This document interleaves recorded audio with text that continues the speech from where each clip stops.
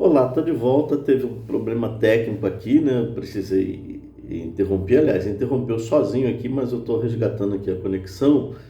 Deixa eu retornar aqui de onde parei. A gente está tratando aqui de período interbíblico, tá bom? Então, uma continuação aí dessa primeira fala. E a gente chegou aqui ao período do domínio grego. Eu disse para você do ano 331 ao ano é, 167, tudo isso aqui datas antes de Cristo, e é um período marcado pelo Império de Alexandre o Grande, né? Esse Império de Alexandre o Grande, bem conhecido na história secular, inclusive, tá legal?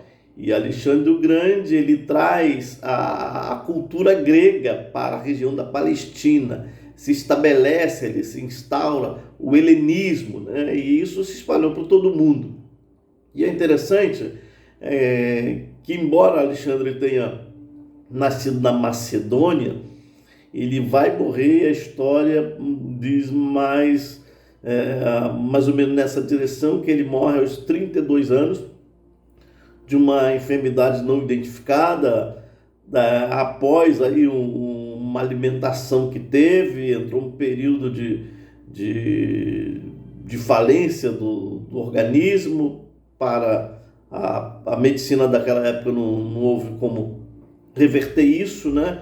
E o fato é que ele morre aos 32 anos, na Babilônia, né? Numa cidade de Babilônia.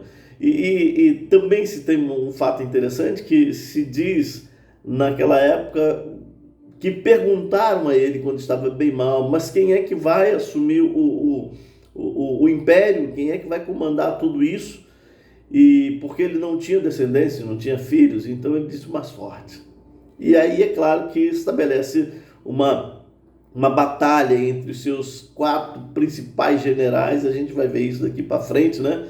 Eu disse agora há pouco sobre os Ptolomeus, né? Na área do Egito, os Seleucidas, tá? Que tiveram maior interferência nesse contexto da Palestina em si. Mas deixa eu ampliar um pouco a percepção disso, né? Então, estou abrindo aqui um parênteses para a gente melhorar isso. Quando o Alexandre morre no ano 332, então todo o seu império ele vai ser disputado no braço, né? No poder da guerra. Ele não tinha lá, como eu te disse, um herdeiro legítimo aqui.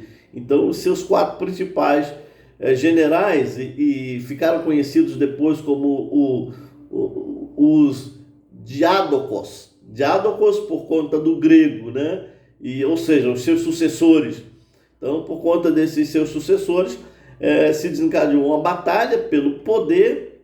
Eles acabaram lutando entre si, lembra lá o mais forte? Então, eles saíram para o campo de batalha e ficou conhecido como a Guerra dos Didacos. E é claro que no final dessa disputa, todo o império acabou sendo dividido pelos 4 principais generais, né? E aí você tem, por exemplo, Cassandro ficou com a região da Macedônia e da Grécia, Lisímaco ficou com a Trácia e a parte da Ásia Menor, e Seleuco com a região da Síria, Mesopotâmia, Pérsia, Índia. Então isso aqui está mais dentro desse ambiente da Palestina, e assim como Ptolomeu, que ficou com a área do Egito e com a Palestina e a parte sul da Síria. Então esses dois são aqueles que têm mais influência dentro da realidade do que aconteceu com a Palestina. Bem, deixa eu voltar aqui então para a nossa realidade aqui. O que acontece depois disso?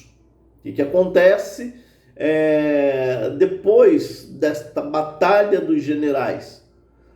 Com o tempo, o Império dos Ptolomeus, e aí você pensa nessa área do Egito, e com o Império de Seleuco, aí você pensa nessa área da Síria, se transformam naqueles que têm maior relevância para essa cultura bíblica, para essa história bíblica, para esse tempo de historicidade dos textos bíblicos, né? Porque a Palestina ficava bem no meio desses 2 impérios, né? E os dois brigavam pelo controle da região, e isso se dá por um período de aproximadamente aí 130 anos, essa disputa sobre o território da Palestina. Tá?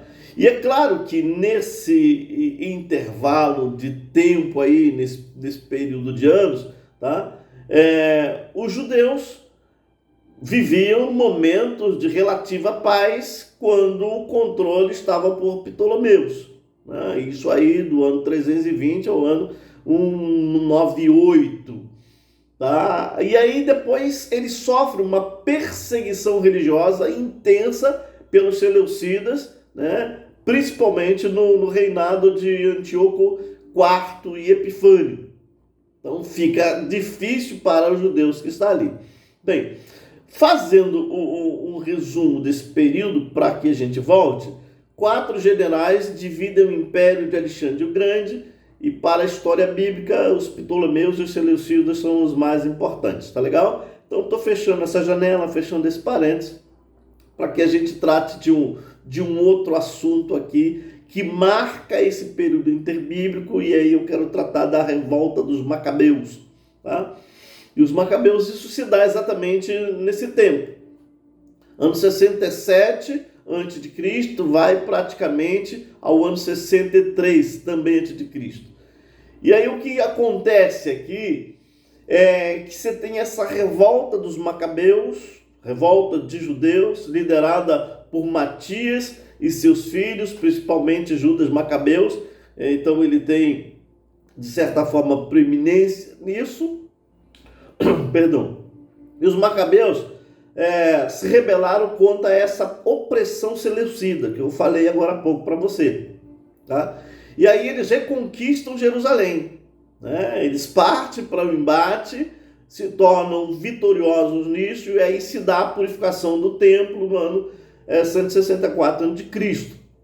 E aí esse evento é celebrado até hoje, né, como Hanukkah. É uma festa que acontece por conta disso, já te falo disso já já. E nesse período se estabelece então uma dinastia Hasmoneia, e isso aí tem total autonomia judaica nisso aí, tá bom? Deixa eu dar o destaque aqui. Esse Hanukkah é conhecido hoje como a festa das luzes, né? Que surge nesse período interbíblico, e ela tem uma comemoração de 8 dias, né? Geralmente isso acontece aí nos meses de novembro, dezembro, e celebra exatamente essa purificação do templo, reconsagração do templo de Jerusalém no ano 164 a.C., né? Nesse período aí que se segue a revolta dos Macabeus sobre os Seleucidas. Tá tranquilo isso aí? Então a gente fecha essa janela de destaque novamente. Eu retorno para você para o domínio romano. Esse domínio romano, a gente está em período interbíblico, tá bom? Então, alguma dessas características que aconteceu nesses 400 anos. Tá? Já no ano 63 antes de Cristo, tá? Já quem tem o controle da região da Palestina é os romanos, né? Pompeu conquista Jerusalém. Herodes o Grande, tá? Já não Alexandre, mas agora o Grande é romano, é Herodes, e Herodes no ano 37 ao ano 4 assume o poder ali, mas na verdade era um rei fantoche, ele testa de ferro, os romanos, melhor dizendo assim, né? E é claro que ele tem um governo tirânico ali, é uma paranoia, tá? E aí, inclusive, isso foi marcado por massacre de pessoas inocentes, né? E você vai ver que texto de Mateus, capítulo 2, está nesse período aí. Interessante é que os judeus mantinham certa liberdade religiosa sobre essa alta vigilância romana. Então já há um comprometimento aqui da estrutura religiosa com a estrutura política que estava sob o controle de Roma. Uma outra característica é a gente pensar no cenário social já nesse período aqui, durante esses 400 anos, esse tempo de silêncio, esse período interbíblico.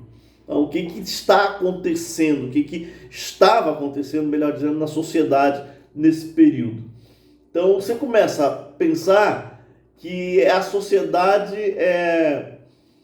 ela vive uma estratificação, ela está fragmentada, né? Ela está distribuída. E por um lado você vê os sacerdotes e a aristocracia religiosa, tá? Então, os saduceus, então, sacerdotes, mas com um segmento religioso forte aqui, ligado ao templo e ao mesmo tempo a esse universo político ligado a Roma.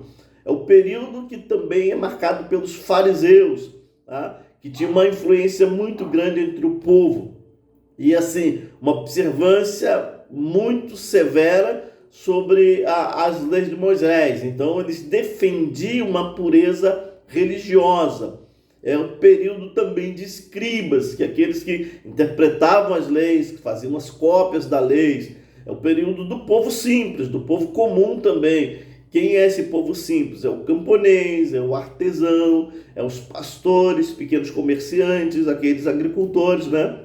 E que eram, como acontece ainda hoje, explorados economicamente. Então a economia era uma economia marcada por exploração também dessas pessoas mais simples.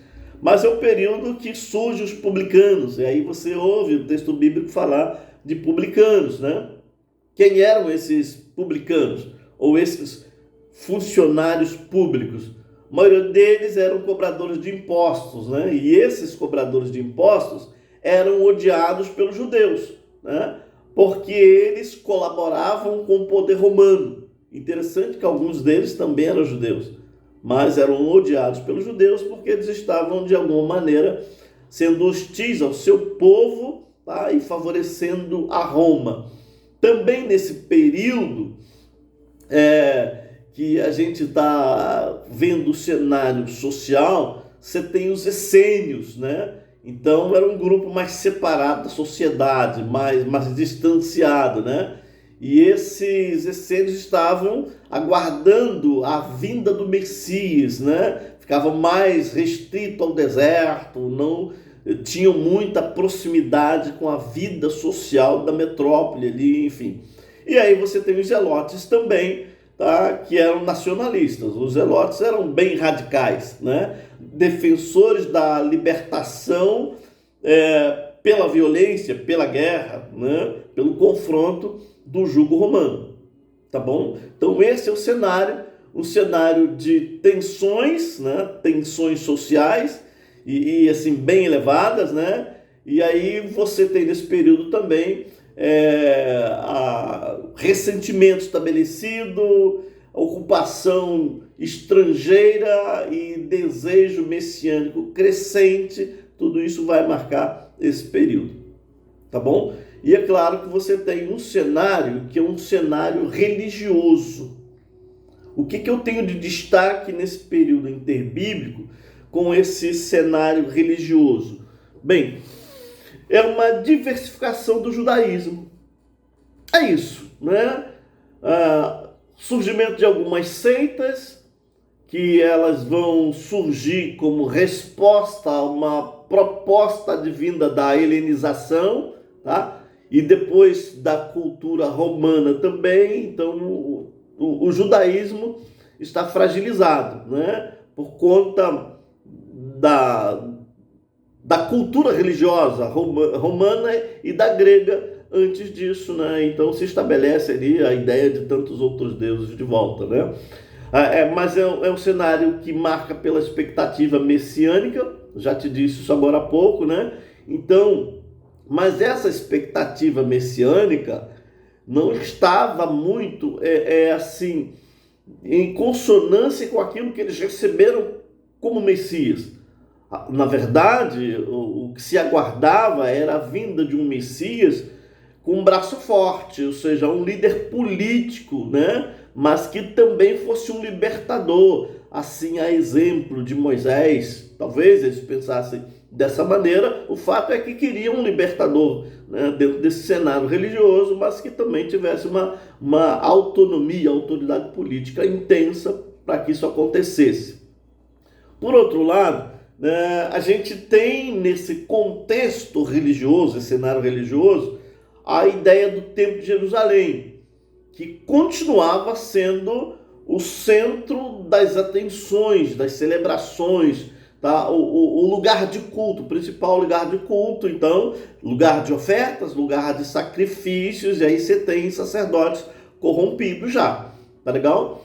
Por outro lado, também você tem a presença de sinagogas, né? E essas sinagogas, elas têm o seu início, a sua origem a partir dos exílios, do exílio principalmente babilônico lá, e elas acabaram se espalhando, né? E funcionando em locais mais distantes, mas como próprios para oração, ensino da palavra, a leitura da Torá, e principalmente para quem não podia, não tinha condições de se deslocar para o templo. Então você tem esse cenário aí, tá bom? Nesse período surge a literatura apocalíptica judaica, tá bom? E eu não estou falando aqui de literatura canônica, mas de tudo aquilo que estava no contexto.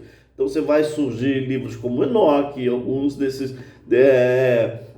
livros que de certa forma não tiveram canonicidade reconhecida, mas que alimentavam de certa forma a esperança pela intervenção divina, por um juízo divino contra os opressores. Tá legal? Eu vou parar aqui um pouquinho e vou reiniciar falando de um cenário cultural.